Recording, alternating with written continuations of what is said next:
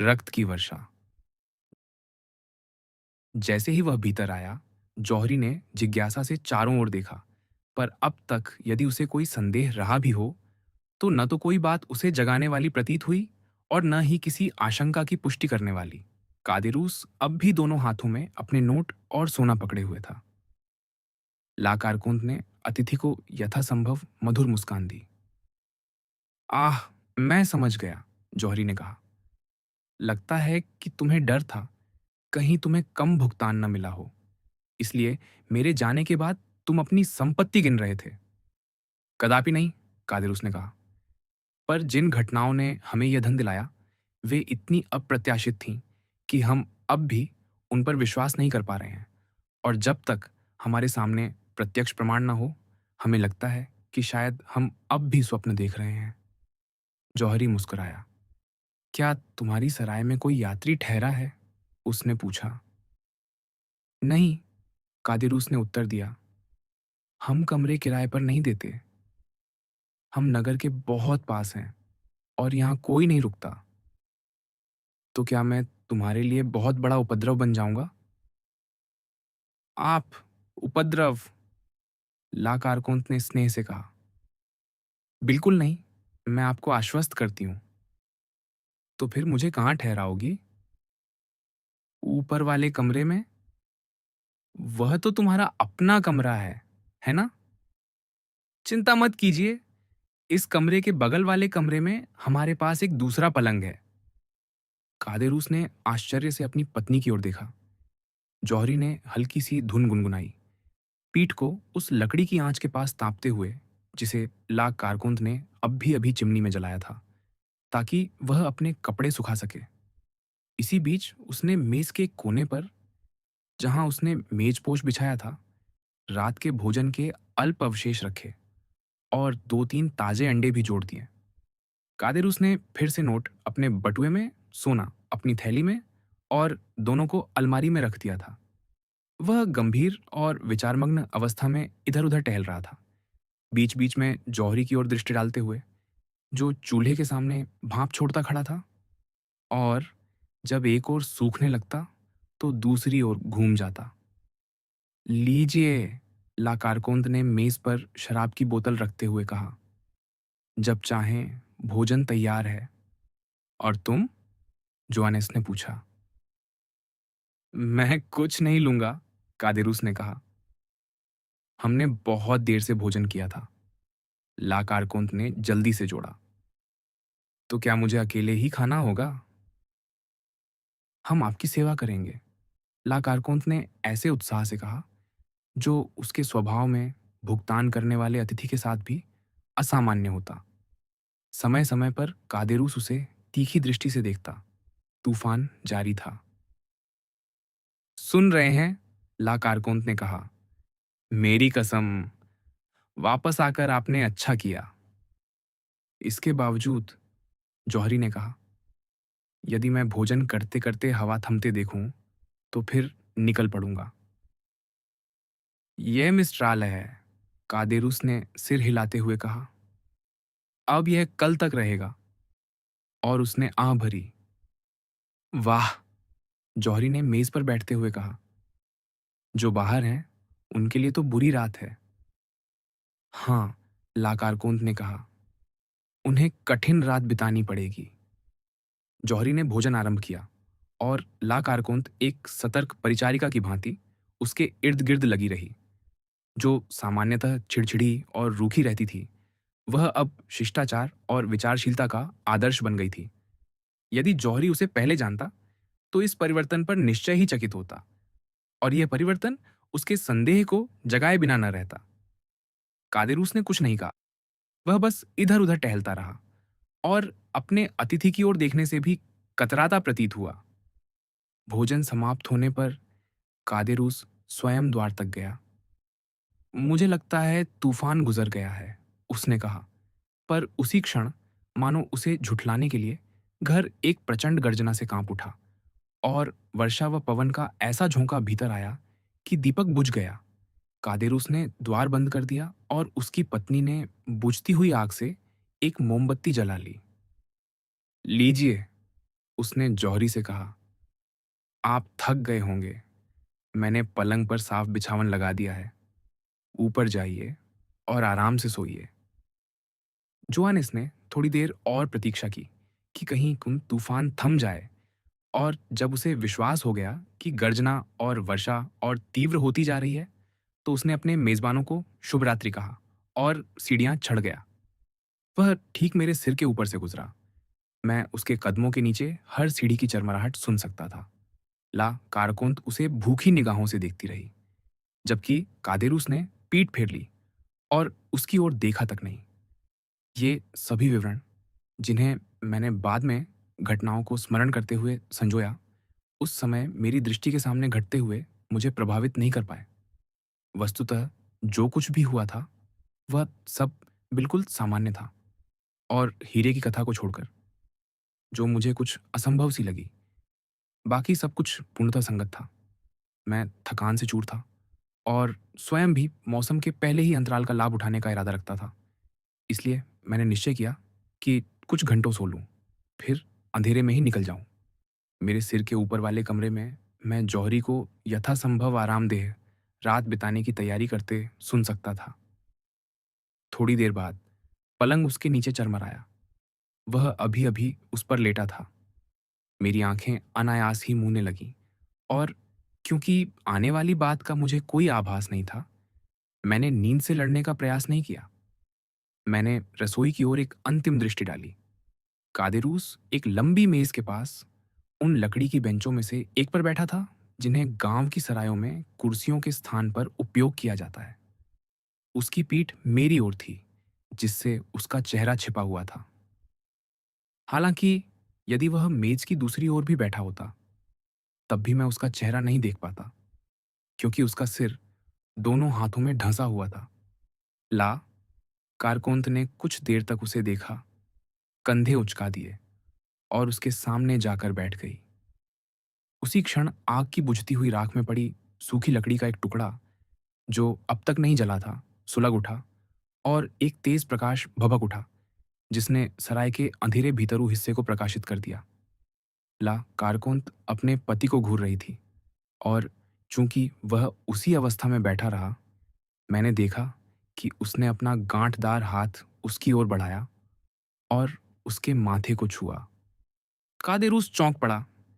मुझे लगा कि स्त्री के होंठ हिले, पर या तो वह बहुत धीमे स्वर में बोल रही थी, या फिर मैं पहले ही नींद से बोझिल हो चुका था, क्योंकि उसके शब्दों की ध्वनि मुझ तक नहीं पहुंची।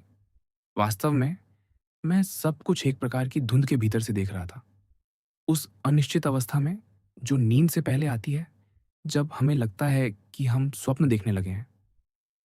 अंततः मेरी आंखें बंद हो गईं और मुझे अपने चारों ओर का कोई होश न रहा। मैं गहरी नींद में था, जब एक पिस्तौल की गोली की आवाज और उसके तुरंत बाद एक भयानक चीख ने मुझे जगा दिया। कोई व्यक्ति शयनकक्ष के फर्श पर कुछ कदम लड़खड़ाता हुआ चला, और फिर एक निश्चल भार सीढ़ियों पर आ गिरा, ठीक मेरे सिर के ऊपर। मैं अभी पूरी तरह होश में नहीं आया था। मैंने कराहें सुनी, फिर दबे हुए चीत्कार, जैसे किसी संघर्ष के साथ होते हैं। एक अंतिम चीख, जो अन्य सबसे अधिक देर तक चली और फिर कराहों की एक श्रृंखला में बदल गई, ने मुझे पूरी तरह जड़ता से बाहर खींच लिया। मैं एक कूहनी के बल उठ बैठा, अपनी आंखें खोली, जिन्हें अंधेरे में कुछ दिखाई नहीं दे रहा था, और अपना हाथ माथे पर रखा, जहां मुझे लगा कि सीढ़ियों के तख्तों के बीच से गर्म वर्षा की एक भारी बौछार टपक रही है। वे भयानक ध्वनियां गहरे सन्नाटे में बदल गईं। फिर मैंने अपने सिर के ऊपर किसी पुरुष के कदमों की आहट और सीढ़ियों की चरमराहट सुनी। वह नीचे के कमरे में आया, चिमनी के पास गया और एक मोमबत्ती जलाई। वह कादेरूस था। उसका चेहरा स्याह पड़ गया था, और उसकी रात की कमीज रक्त से लथपथ थी। मोमबत्ती जलाने के बाद वह जल्दी-जल्दी फिर ऊपर गया, और मैंने वहां उसके अस्थिर और तेज कदमों की आहट फिर से सुनी। थोड़ी देर बाद वह वापस आया। उसके हाथ में वह बक्सा था, और वह यह सुनिश्चित कर रहा था कि हीरा उसके भीतर है। फिर वह एक क्षण रुका, यह तय करने की चेष्टा करते हुए कि उसे किस जेब में रखे। अंततः शायद यह मानकर कि जेब पर्याप्त सुरक्षित स्थान नहीं है, उसने उसे अपनी गर्दन के चारों ओर बंधे लाल रुमाल में लपेट लिया। फिर वह अलमारी की ओर झपटा, अपने नोट और सोना निकाला, पहले को पतलून की घड़ी वाली जेब में और दूसरे को अपनी जैकेट में रखा। 2-3 कमीजें उठाईं और द्वार की ओर दौड़ता हुआ अंधेरे में गायब हो गया। अब जाकर सब कुछ मेरे लिए स्पष्ट हुआ। मुझे ऐसा लगा मानो जो कुछ हुआ था, उसका उत्तरदायित्व मेरा ही हो, जैसे मैं ही वास्तव में अपराधी हूँ। मुझे लगा कि मैं किसी की कराह सुन रहा हूँ। संभव है कि वह अभागा जौहरी अभी मरा ना हो और उसके पास जाकर उसकी सहायता करना और उस बुराई की कुछ भरपाई करना मेरे वश में हो, जिसे मैंने यदि किया नहीं, तो कम से कम होने दिया था।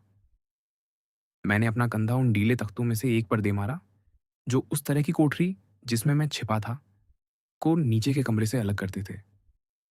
तख्ते टूट गए और मैं घर के भीतर आ गया। मैंने जल्दी से मोमबत्ती उठाई और सीढ़ियों की ओर दौड़ा। एक शव उन पर आड़ा पड़ा था। वह ला कारकून थी। जो पिस्तौल की गोली मैंने सुनी थी, वह उसी पर चलाई गई थी। उसका गला छलनी हो चुका था और उस दोहरे घाव से प्रचुर मात्रा में रक्त बह रहा था। साथ ही उसके मुंह से भी रक्त निकल रहा था। वह पत्थर सी ठंडी थी। मैं शव को लांघकर ऊपर गया। शयनकक्ष अस्त-व्यस्त था। कुछ फर्नीचर उलट-पुलट गया था और वे चादरें, जिन्हें उस अभागे जौहरी ने कसकर पकड़ रखा था, पूरे कमरे में बिखरी हुई थीं। वह स्वयं फर्श पर पड़ा था, उसका सिर दीवार से टिका हुआ और उसके सीने के 3 खुले घावों से बहता रक्त उसके चारों ओर एक तालाब सा बना रहा था। एक चौथे घाव में रसोई का एक लंबा चाकू धंसा हुआ था, जिसका केवल हत्था दिखाई दे रहा था। मैं दूसरी पिस्तौल के पास गया, जो नहीं चली थी, संभवतः इसलिए कि बारूद गीला था। फिर मैं जौहरी के पास गया। वास्तव में वह अब भी मरा नहीं था। मेरी हलचल की आवाज़ सुनकर और उससे भी अधिक फर्श के हिलने से उसने अपनी फैली हुई आंखें खोलीं। एक क्षण के लिए उन्हें मुझ पर केंद्रित किया, होंठ हिलाए मानो कुछ कहना चाहता हो, और प्राण त्याग दिए। इस भयावह दृश्य को देखकर मैं लगभग मूर्छित हो गया। अब जब किसी की सहायता करने का कोई उपाय नहीं था, तो मुझे केवल एक ही आवश्यकता महसूस हुई, वहां से दूर हो जाना। मैं सीढ़ियों से नीचे लपका, दोनों हाथों से अपने बाल पकड़ते हुए और आतंक की गर्जना करता हुआ। नीचे के कमरे में 5 या 6 सीमा शुल्क अधिकारी और 2 या 3 सिपाही थे। हथियारबंद पुरुषों की एक छोटी टुकड़ी। उन्होंने मुझे पकड़ लिया। मैंने प्रतिरोध करने का कोई प्रयास नहीं किया, क्योंकि मेरे इंद्रिय वश में कुछ भी नहीं रहा था। मैं केवल बोलने का प्रयास कर सका और कुछ अस्पष्ट चीखें निकलीं। तभी मैंने देखा कि अधिकारी मेरी ओर संकेत कर रहे हैं। मैंने नीचे देखा और पाया कि मैं रक्त से ढका हुआ हूं। जो गर्म बौछार मैंने सीढ़ियों के तख्तों के बीच से अपने ऊपर गिरती हुई महसूस की थी, वह ला कारकूंद का रक्त था। मैंने उस स्थान की ओर संकेत किया जहां मैं छिपा था। यह क्या कहना चाहता है? एक सिपाही ने पूछा। सीमा शुल्क अधिकारियों में से एक देखने गया। यह हमें बता रहा है कि वह इसी रास्ते से आया, उसने उत्तर दिया, उस छेद की ओर संकेत करते हुए जो वास्तव में मेरे भीतर आने का मार्ग था। तभी मुझे समझ आया कि वे मुझे ही हत्यारा समझ रहे हैं। मैंने अपनी आवाज और शक्ति वापस पाई और मुझे पकड़े हुए दोनों व्यक्तियों से छूटते हुए चिल्लाया, मैंने नहीं किया, मैंने नहीं किया। 2 सिपाहियों ने अपनी कार्बाइनें मेरी ओर तान दी। हिलना मत, उन्होंने कहा, वरना तुम्हें मार दिया जाएगा। पर मैं कह रहा हूं, मैंने नहीं किया, मैं चिल्लाया। यह छोटी सी कहानी तुम नियम में न्यायाधीशों को सुनाना, उन्होंने उत्तर दिया। अभी के लिए हमारे साथ चलो और हम चेतावनी देते हैं, प्रतिरोध करने का प्रयास मत करना। मेरा ऐसा करने का कोई इरादा नहीं था। मैं विस्मय और आतंक से अभिभूत था। उन्होंने मेरे हाथों में हथकड़ियां डाल दी, मुझे एक घोड़े की पूंछ से बांध दिया और मुझे नीम ले गए। मेरा पीछा एक सीमा शुल्क अधिकारी कर रहा था। उसने सराय के पास कहीं मुझे नज़र से खो दिया था और अनुमान लगाया कि मैं वहीं रात बिताऊंगा।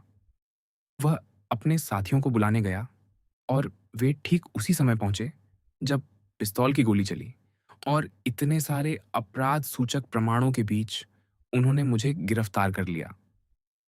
मैंने तुरंत समझ लिया कि अपनी निरपराधिता किसी को समझाना कितना कठिन होगा। इसी कारण मैं एक ही बात से चिपका रहा। जांच न्यायाधिकारी से मेरी पहली प्रार्थना यह थी कि वे हर जगह एक अब्बे बुझौनी को खोजें, जो दिन में पोंदियू गार्ड की सराय में ठहरा था। यदि कादेरूस ने कहानी गढ़ी होती और वह पादरी अस्तित्व में न होता, तो मैं निश्चय ही नष्ट हो जाता, जब तक कि कादेरूस स्वयं पकड़ा न जाता और सब कुछ स्वीकार न कर लेता। 2 महीने बीत गए, जिनमें यह न्यायाधिकारी के श्रेय की बात है, मेरे द्वारा मांगे गए गवाह को खोजने के लिए हर प्रयास किया गया। मैं पहले ही सारी आशा खो चुका था। कादेरूस पकड़ा नहीं गया था। अगले असाइज में मेरा मुकदमा चलना था। तभी 8 सितंबर को, अर्थात घटना के 3 महीने और 5 दिन बाद, अब्बे बुझौनी, जिनसे मैंने आशा छोड़ दी थी, जेल में उपस्थित हुए और कहा कि उन्हें बताया गया है कि एक कैदी उनसे बात करना चाहता है। उन्होंने कहा कि यह बात उन्हें मार्सेय में झात हुई और वे मेरी प्रार्थना पूरी करने के लिए तुरंत चले आए।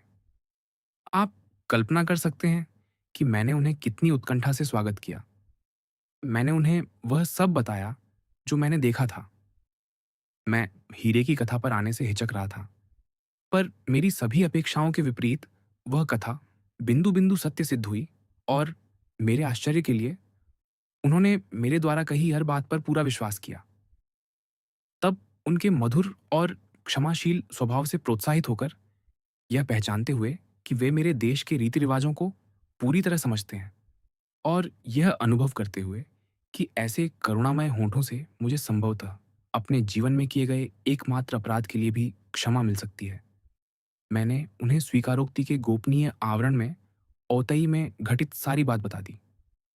जो मैंने आवेग में किया, उसका वही प्रभाव हुआ जैसे मैंने उसे सोची समझी योजना से किया हो।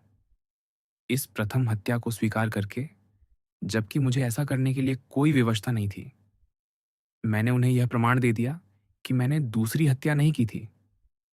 वे मुझे यह उपदेश देकर गए कि विश्वास बनाए रखूं, और उन्होंने वचन दिया कि वे न्यायाधीशों को मेरी निरपराधिता समझाने के लिए अपनी पूरी शक्ति लगा देंगे। उनके वास्तविक प्रयासों का मुझे प्रमाण तब मिला जब मैंने देखा कि जेल का अनुशासन धीरे धीरे हल्का किया जा रहा है, और जब मुझे झांत हुआ कि मेरा मामला आगामी असाइजेस के बाद होने वाले अगले असाइज तक स्थगित कर दिया गया है। इसी बीच संयोग से कादेरूस विदेश में गिरफ्तार हो गया और फ्रांस वापस लाया गया। उसने सब कुछ स्वीकार कर लिया और अपराध की योजना बनाने और उसे आरंभ करने का दोष अपनी पत्नी पर मढ़ दिया। उसे आजीवन गैलियों की सजा दी गई और मुझे मुक्त कर दिया गया। तो वही समय था, मोंते क्रिस्तो ने कहा, जब तुम अब्बे बुझौनी का पत्र लेकर मेरे द्वार पर आए थे। हाँ महोदय, उन्होंने मुझ में विशेष रुचि ली थी। तस्करी तुम्हें ले डूबेगी, उन्होंने मुझसे कहा। यदि यहां से रिहा हो जाओ तो इसे छोड़ देना। पर पिता, मैंने पूछा, मैं कैसे जीवित रहूंगा और अपनी गरीब बहन का पालन कैसे करूंगा? मेरे एक प्रायश्चितकर्ता, उन्होंने उत्तर दिया, मुझे बहुत मानते हैं और उन्होंने मुझसे उनके लिए एक भरोसेमंद सहायक ढूंढने को कहा है। क्या तुम वह पद लेना चाहोगे? मैं तुम्हें उनके पास भेज दूंगा। पिता, मैं चिल्ला उठा, आप मेरे प्रति कितने भले हैं। मुझसे शपथ लो कि मुझे कभी इसका पश्चाताप न करना पड़े। मैंने शपथ लेने के लिए हाथ उठाया, पर उन्होंने कहा, यह आवश्यक नहीं।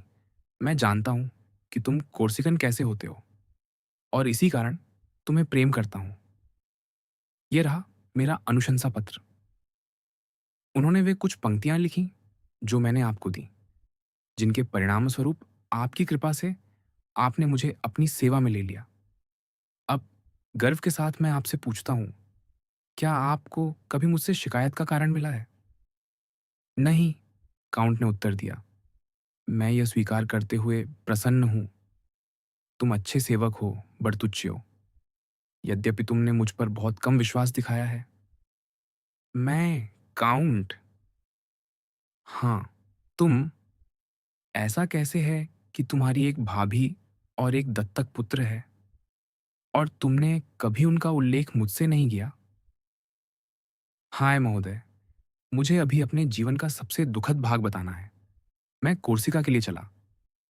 जैसा कि आप समझ सकते हैं, मैं अपनी गरीब बहन से मिलने और उसे सांत्वना देने के लिए उतावला था। पर जब मैं रोग्लियानो पहुंचा, तो मैंने घर को शोक में डूबा पाया। वहां एक भयानक नाटक घट चुका था, जिसे पड़ोसी आज तक स्मरण करते हैं। बेनेदे तो चाहता था कि मेरी गरीब भाभी उसे घर का सारा धन दे दें और उसने मेरी सलाह पर उसकी मांगों का विरोध किया। एक सुबह उसने उसे धमकाया और पूरे दिन के लिए गायब हो गया। वह रोती रही, प्रिया सुनता, क्योंकि वह उस दुष्ट के प्रति मां सा स्नेह रखती थी। संध्या होने पर वह उसके लिए जागती रही। 11 बजे वह अपने 2 मित्रों के साथ लौटा, उसकी सभी मूर्खताओं के वही सामान्य साथी, और उसने उसकी ओर अपनी बाहें फैला दी। पर उन्होंने उसे पकड़ लिया और उन तीनों में से एक, मुझे भय है कि वही दुष्ट बालक रहा होगा, चिल्लाया, चलो यातना का खेल खेलें। वह शीघ्र ही बता देगी कि उसका पैसा कहाँ है। पड़ोसी वासिलियो संयोग से बास्तिया में था। केवल उसकी पत्नी घर पर रह गई थी और वही अकेली मेरी बहन के घर में हो रही बातों को सुन देख सकती थी। उनमें से दो ने बेचारी असुंता को पकड़े रखा। वह यह विश्वास न कर पाने के कारण कि इतना अपराध संभव है, उन पुरुषों पर मुस्कुरा रही थी जो उसके यातनादाता बनने वाले थे। तीसरा दरवाजों और खिड़कियों को बंद करने गया, फिर लौटा, और तीनों ने इन और भी गंभीर तैयारियों से निकलती उसकी भयभीत चीखों को दबाते हुए असुंता के पैरों को उस अंगीठी की ओर घसीटा जिसके सहारे वे हमारे छोटे से खजाने का ठिकाना उगलवाना चाहते थे। पर संघर्ष करते समय उसके कपड़ों में आग लग गई। स्वयं जलने से बचने के लिए उन्होंने उसे छोड़ दिया और वह ज्वालाओं का पिंड बनकर दरवाजे की ओर दौड़ी, पर दरवाजा बंद था। वह खिड़की की ओर मुड़ी, पर वह भी बंद थी। तब पड़ोसी ने भयानक चीखें सुनी। असुंता सहायता की गुहार लगा रही थी। शीघ्र ही उसकी आवाज दब गई और चीखें कराहों में बदल गईं। अगले दिन आतंक और चिंता की एक रात के बाद, जब वासिलियो की पत्नी बाहर निकलने का साहस कर सकी और न्यायाधीश से हमारे घर का द्वार खुलवाया गया, तो उन्होंने असुंता को आधी जली हुई पाया। यद्यपि वह अब भी सांस ले रही थी। अलमारियां टूटी हुई थीं और धन चोरी हो चुका था। जहां तक बेनेडितो का प्रश्न है, वह रोग्लियानो छोड़ चुका था, फिर कभी लौटने के लिए नहीं। उस दिन के बाद न मैंने उसे देखा है, न ही उसके विषय में कुछ सुना है। इसी दुखद समाचार को सुनने के बाद बर्तुच्चियो ने आगे कहा, मैं आपके पास आया, महोदय। उसके बाद मुझे बेनेडितो का कोई उल्लेख करने का अवसर नहीं रहा, क्योंकि वह लुप्त हो चुका था, और न ही अपनी भाभी का, क्योंकि वह मर चुकी थी। तुमने इन सब से क्या निष्कर्ष निकाला? मोंते क्रिस्तो ने पूछा। यह कि यह मेरे अपराध का दंड था, बर्तुच्चियो ने उत्तर दिया। आ, वे विलफोर लोग अभिशप्त वंश हैं। मुझे लगता है तुम सही हो, काउंट ने कठोर स्वर में बुदबुदाया। अब बर्तुच्चियो ने आगे कहा, आप महोदय निश्चय ही समझेंगे कि यह घर, जिसे मैंने उस समय के बाद नहीं देखा था, ये बाग जिसमें मैं अचानक स्वयं को पाकर खड़ा था, और ये स्थान जहां मैंने एक व्यक्ति को मारा था, ये सब उन व्याकुल भावनाओं को उत्पन्न करने के लिए पर्याप्त थे जिन्हें आपने देखा और जिनका कारण जानना चाहा। आज भी मुझे नहीं पता कि विलफोर वहां नहीं है, मेरे पैरों के नीचे, उस कब्र में जिसे उसने अपने ही बच्चे के लिए खोदा था। वास्तव में सब कुछ संभव है, मोंते क्रिस्तो ने कहा, उस बेंच से उठते हुए जिस पर वह बैठा था, और उसने धीमे स्वर में जोड़ा, इसमें यह भी सम्मिलित है कि राज्य अभियोजक मरा न हो। अब्बे बुझोनी ने तुम्हें मेरे पास भेजकर अच्छा किया। तुमने मुझे अपनी कथा बताकर ठीक किया, क्योंकि अब मुझे तुम्हारे विषय में कोई संदेह नहीं रहेगा। और जहां तक बेनेदेतो का प्रश्न है, उस कुख्यात नाम वाले युवक का, क्या तुमने उसे ढूंढने का या ये जानने का कभी प्रयास नहीं किया कि उसका क्या हुआ? कभी नहीं। यदि मुझे पता होता कि वह कहाँ है, तो उसे ढूंढने के बजाय मैं उससे किसी राक्षस की भांति भागता। नहीं, सौभाग्य से मैंने कभी किसी को उसका उल्लेख करते नहीं सुना। मुझे आशा है कि वह मर चुका है। बहुत अधिक आशा मत करो, बर्तुच्चियो, काउंट ने कहा। दुष्ट इस प्रकार नहीं मरते। ईश्वर मानो उन्हें अपने संरक्षण में रखता है, ताकि उन्हें अपने प्रतिशोध के उपकरण के रूप में प्रयोग कर सके। निस्संदेह, बर्तुच्चियो ने कहा। मैं स्वर्ग से केवल यही मांगता हूं कि मैं उसे फिर कभी न देखूं। अब उसने सिर झुकाते हुए कहा, आप सब कुछ जान गए हैं महोदय। आप यहां धरती पर मेरे न्यायाधीश हैं, जैसे वहां ऊपर ईश्वर होंगे। क्या आप मुझे सांत्वना के लिए कुछ शब्द नहीं कहेंगे? हाँ, निश्चय ही। मैं तुम्हें वही कह सकता हूं जो अब्बे बुझोनी तुम्हें कहते। जिस व्यक्ति को तुमने मारा, वह वीलफोर, उसने जो तुम्हारे साथ किया उसके लिए और संभवतः अन्य बातों के लिए भी दंड का पात्र था। बहने दे तो, यदि वह अभी जीवित है, तो जैसा मैंने तुम्हें कहा, किसी दैवी प्रतिशोध का साधन बनेगा और फिर अपने क्रम में दंडित होगा। जहां तक तुम्हारा प्रश्न है, वास्तव में तुम्हें अपने ऊपर केवल एक ही बात का दोष लगाना चाहिए। स्वयं से पूछो कि जब तुमने उस बच्चे को मृत्यु से बचाया था, तो उसे उसकी मां के पास वापस क्यों नहीं पहुंचाया? वही अपराध था, बर्तुच्चियो। हाँ, महोदय, वही अपराध था, और वास्तव में अपराध ही था, क्योंकि मैं इस विषय में कायर सिद्ध हुआ। जब मैंने बच्चे को जीवित कर दिया था, तो जैसा कि आप कहते हैं, मेरे लिए केवल एक ही कार्य शेष था, उसे उसकी मां के पास वापस पहुंचा देना। पर ऐसा करने के लिए मुझे पूछताछ करनी पड़ती, ध्यान आकर्षित करना पड़ता और संभवतः स्वयं को प्रकट करना पड़ता। मैं मरना नहीं चाहता था। मैं अपनी भाभी के कारण जीवन से जुड़ा हुआ था, और उस जन्मजात अहंकार के कारण भी, जो हमें प्रतिशोध के बाद स्वयं को पूर्ण और विजयी बने रहना चाहता है। और फिर संभव है, मैं केवल जीवन के प्रेम के कारण उससे जुड़ा हुआ था। आह, मैं अपने बेचारे भाई जैसा साहसी व्यक्ति नहीं हूं। बर्तुच्चियो ने अपना चेहरा दोनों हाथों में छिपा लिया, और मोंते क्रिस्तो ने उसे देर तक रहस्यमय दृष्टि से देखा। फिर एक क्षण के मौन के बाद, जिसे समय और स्थान ने और भी गंभीर बना दिया था, उसने असामान्य उदासी के स्वर में कहा, बर्तुच्चियो, इस वार्ता को एक योग्य अंत तक पहुंचाने के लिए, क्योंकि इन घटनाओं के विषय में यह हमारी अंतिम बातचीत होगी, मुझे ध्यान से सुनो, क्योंकि मैंने ये शब्द स्वयं अब्बे बुझोनी के मुख से अनेक बार सुने हैं। समस्त दुखों की दो औषधियां में, समय और मौन। अब बर्तुच्चियो, मुझे इस बाग में कुछ देर टहलने दो। जो भावनाएं तुम्हारे लिए इतनी तीव्र हैं, क्योंकि तुम इस नाटक में सहभागी थे, वे मेरे लिए लगभग एक मधुर अनुभूति होंगी और मेरी संपत्ति के मूल्य में वृद्धि करेंगी। तुम समझते हो, बर्तुच्चियो, वृक्ष हमें केवल इसीलिए सुख देते हैं कि वे छाया देते हैं, और छाया स्वयं इसलिए सुखद लगती है कि वह स्वप्नों और दृश्यों से भरी होती है। मैंने एक बाग ये सोचकर खरीदा था कि मैं केवल दीवारों से घिरे एक साधारण स्थान का क्रय कर रहा हूं, पर ऐसा नहीं था। अचानक यह स्थान भूतों से भरा बाग बन गया है, जिनका विक्रय पत्र में कहीं उल्लेख नहीं था। मुझे भूत पसंद है। मैंने सुना है कि मृतकों ने 6000 वर्षों में उतना भी अनिष्ट नहीं किया, जितना जीवित लोग एक ही दिन में कर देते हैं।